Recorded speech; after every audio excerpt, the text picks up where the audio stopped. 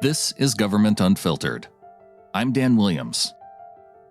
This podcast is a reading of the December 22nd, 2022 final report from the Select Committee to investigate the January 6th attack on the United States Capitol. Chapter 4. Just call it corrupt and leave the rest to me. 4.10. December 29th meeting. The next day, Rosen, Donahue, and Engel had a meeting with Mark Meadows, Pat Cipollone, and Cipolloni's deputy, Pat Philbin, in the White House Chief of Staff's office. While the meeting dealt primarily with the presidential transition, the group discussed a civil complaint modeled after Texas v. Pennsylvania that the president wanted the Department of Justice to file, challenging the results of the presidential election, tentatively called United States v. Pennsylvania. The DOJ officials said that they had not had time to thoroughly review the proposed suit, but initially indicated that it appeared to be flawed and did not seem viable for DOJ to file. Meadows suggested that the DOJ leadership meet with William Olson and Kurt Olson, the two attorneys affiliated with the Trump campaign that had been working on the proposed suit, and added that Eastman and a retired judge from North Carolina named Mark Martin both had views about the lawsuit. In this meeting, Meadows also raised a new and outrageous allegation of election fraud, that an Italian company had been involved in changing votes in the presidential election.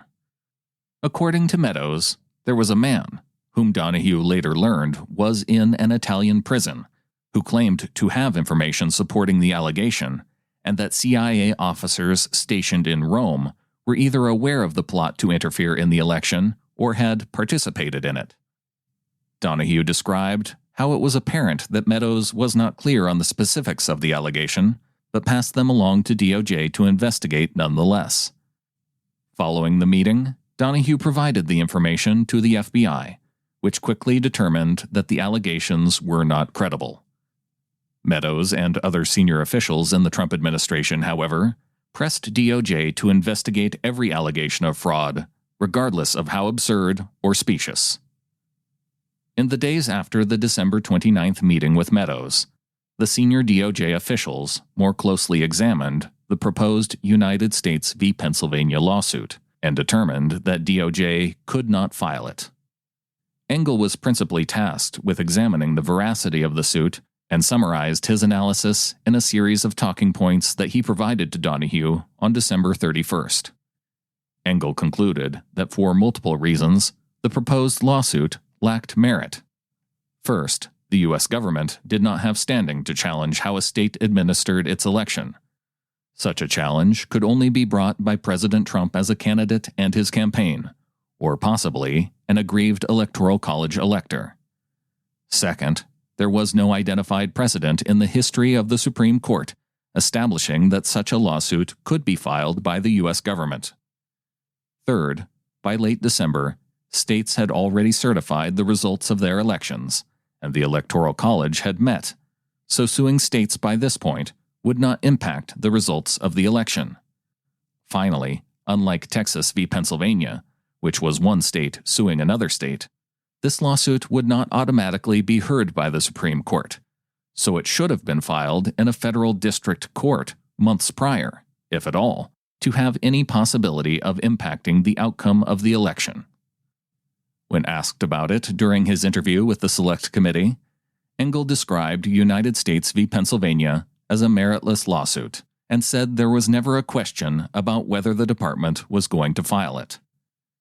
As senior DOJ officials had already explained to President Trump multiple times in November and December 2020, the Department of Justice was strictly limited in what election-related actions it could take.